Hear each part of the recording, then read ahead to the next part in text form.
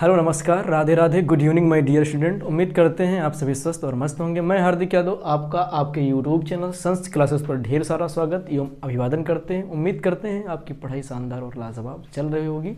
मैं हार्दिक यादव आप सभी को दीपावली पर्व की ढेर सारी शुभकामनाएं देते हुए आपके उज्जवल में भविष्य की कामना करते हैं। हमारी क्लासेस चल रही थी, अंतःस्रावी ग्रंथियाँ हम लोग पढ़ रहे थे और अंतःस्रावी ग्रंथियों में हमने 4 अंतःस्रावी ग्रंथियाँ पूरी तरीके से कंप्लीट कर लिया था। आज हम कौन सी पढ़ने वाले हैं? आज हम पढ़ेंगे 5वीं अंतःस्रावी ग्रंथि, जो काफ़ी इंपॉर्टेंट अंतःस्रावी ग्रंथि है। 5वीं अंतःस्रावी ग्रंथि कौन सी बेटा? थाइमस ग्रंथि है। कौन सी है?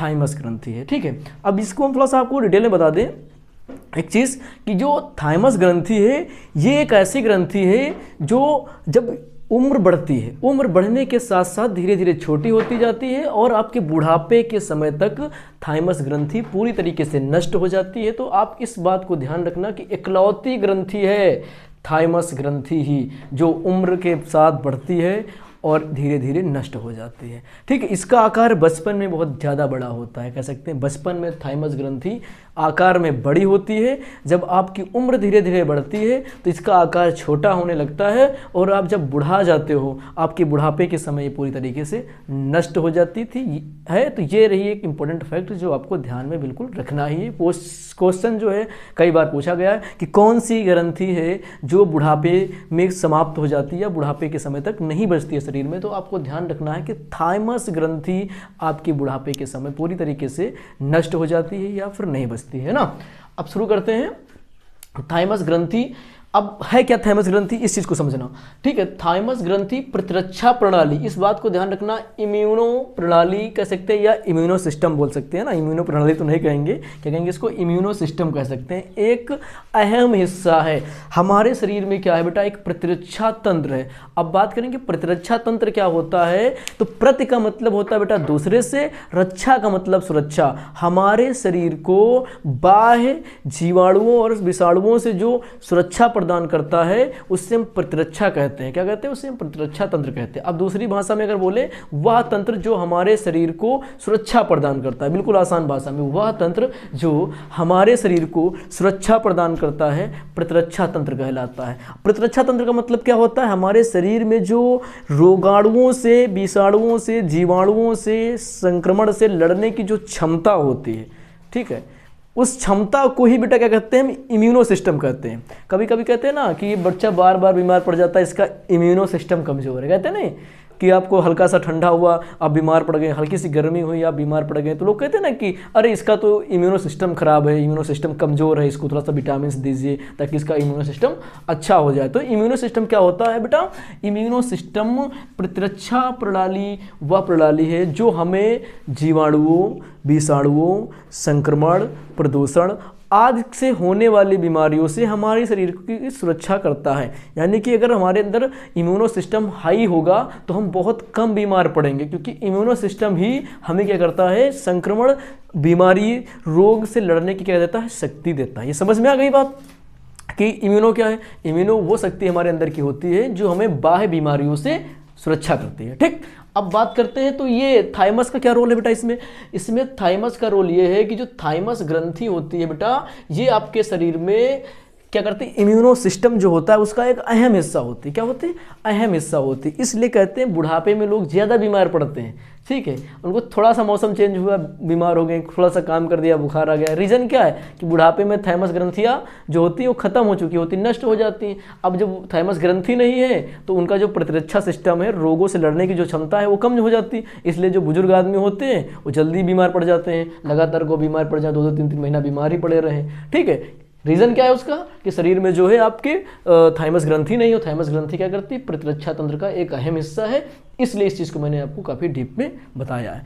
अब बात करते हैं ये ग्रंथि होती कैसी है, कैसी होती है ये ग्रंथि। तो अगर हम बात करेंगे ये गुलाबी रंग की चपटी व द्विपालित ग्रंथि होती है। कैसी होती है? गुलाबी रंग की चपटी व द्विपालित ग्रंथि होती है, मतलब ये बाइलोब्ड होती है। और चपटी रंग कैसा होता है इसका बेटा? ये गुलाबी रंग की ग्रंथि होती है। ये भी आपको ध्यान में रखना है कि ये गुलाबी रंग की ग्रंथि होती है। ठीक, अब बात करते हैं ये ग्रंथि किस में ज़्यादा पाई जाती है ना। बात करें तो नवजात शिशुओं में, जो आपके नवजात शिशु होती है ग्रंथि, नवजात शिशुओं में इम्यूनो सिस्टम यानी प्रतिरक्षा तंत्र की भांति कार्य करती है। जो छोटे वाले शिशु होते हैं, जो नवजात शिशु होते हैं, उनमें क्या होती है, ये बड़ी मात्रा में होती है और कह सकते हैं ये काफ़ी ज़्यादा सक्रिय होती है। क्वेश्चन बना था कि जो है जो नवजात शिशु होते हैं इनकी शरीर की सुरक्षा में किस ग्रंथि का अहम योगदान होता है, तो हम सीधे से जवाब देंगे कि थाइमस ग्रंथि का। क्योंकि जो छोटे वाले बच्चे होते हैं उनमें देखो क्या होता है कि जो थाइमस ग्रंथि होती है बहुत ज़्यादा सक्रिय होती है। कुछ भी खा लेते, मिट्टी खा रहे हैं, कुछ भी उठा के खा ले रहे हैं, तो उनको क्या करती है, उनके अंदर रोगों से लड़ने की क्षमता ज़्यादा प्रदान करती है। क्योंकि जो नवजात शिशु होते हैं उनमें बीमारी देखो क्या होता है कि बहुत ज़्यादा आ जाती है, तो उनको क्या करता है, उसे सुरक्षा प्रदान करता है। ठीक है, अब कुछ मिट्टी खा लिया, कीड़ा खा लिया, कुछ भी खा लिया, तो उस कंडीशन में ये क्या करती है, उसके अंदर इम्यूनो सिस्टम का काम करती है नवजात शिशुओं में।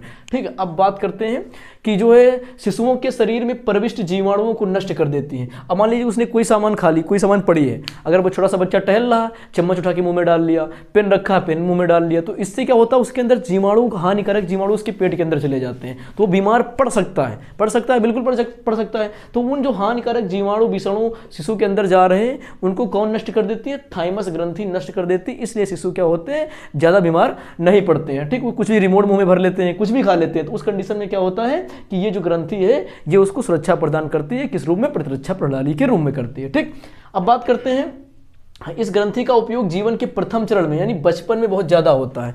ठीक है, बचपन के समय में आपकी जो थाइमस ग्रंथि होती है ज़्यादा सक्रिय होती है और इसका उपयोग हम ज़्यादा करते हैं। ठीक है, उम्र बढ़ने के साथ साथ ये छोटी हो जाती है। मैंने अभी आपको बताया कि बचपन में ज़्यादा आकार में बड़ी होती है और क्या होती है, जैसे जैसे आप 10 साल के, 15 साल के, 20, 25, 30 वैसे धीरे धीरे छोटी होती जाती है और जब आप बुढ़ा जाते हो तो पूरी तरीके से नष्ट हो जाती है। ये इकलौती ग्रंथि है जो आपकी बुढ़ापे के समय तक नष्ट हो जाती है और बचती कितनी है, फिर 5 ही बचती है। 6 होती है तो नष्ट हो जाती है बुढ़ापे में ना, तो 5 ही बचेंगी ना। अब बात करते हैं इससे हार्मोन से कौन सा स्रावित होता है, ये भी ध्यान रखना। जो आपका थाइमस ग्रंथि है बेटा, इस थाइमस ग्रंथि से थाइमोसिन नामक हार्मोन स्रावित होता है, ये ध्यान रखना, ये इंपॉर्टेंट है कि जो थाइमस ग्रंथि है इस ग्रंथि से थाइमोसिन नामक हार्मोन स्रावित होता है और यही हार्मोन क्या करता है, हमारे शरीर को क्या करता है बेटा, प्रतिरक्षा प्रदान करता है या अन्य जो बाह्य जीवाणुओं से सुरक्षा प्रदान करता है। अब बात करते हैं ये हार्मोन्स हमारी जो टी कोशिकाएं होती हैं उनको क्या करता है बेटा, परिपक्व करता है। हमारी टी कोशिकाओं का क्या करता है ये बेटा, मैच्योर करता है, परिपक्व बनाता है। इसके अलावा ठीक, अब बात करते हैं इस ग्रंथि को विकसित करने के लिए। ठीक, मान लीजिए हम कहते हैं कि कुछ बच्चे होते हैं बहुत जल्दी बीमार पड़ रहे हैं, तो डॉक्टर कहते हैं उनको कुछ चीज़ें आप खिलाओ, उनके भोजन में ये चीज़ इंक्लूड करो, जैसे विटामिन इंक्लूड करना है ना, विटामिन सी हो गया, विटामिन ए हो गया, जिंक और सेलेनियम। अगर ये चीज़ें हम बच्चों को खिलाते हैं तो क्या होता है, उनके अंदर जो थाइमस ग्रंथि होती है वो ज़्यादा अच्छे तरीके से कार्य करती है। इसलिए कह सकते हैं कि थाइमस ग्रंथि को विकसित करने के लिए विटामिन सी, विटामिन ए और सेलेनियम का उपयोग ज़्यादा बेहतर माना जाता है। ठीक, बुढ़ापे में थाइमस ग्रंथि लुप्त हो जाती है यानी कि खत्म हो जाती है। अब बात करेंगे, एक चीज़ होती है कि थाइमस ग्रंथि को शल्य चिकित्सक मतलब सर्जरी के द्वारा, शल्य चिकित्सक मतलब क्या होता है बेटा, सर्जरी के द्वारा, ठीक है, हटाने की प्रक्रिया को थाइमेक्टोमी कहते हैं। क्या कहते हैं बेटा, थाइमेक्टोमी कहते हैं। ठीक, तो एक चीज़ आपको ये समझ में आ गया कि थाइमस ग्रंथि हमारे लिए काफ़ी महत्वपूर्ण है। आप इसको बेहतरीन ढंग से पढ़ लीजिएगा और नोट्स बना लीजिएगा। ठीक है, और लगातार क्लास में बने रहने के लिए आप सभी का धन्यवाद।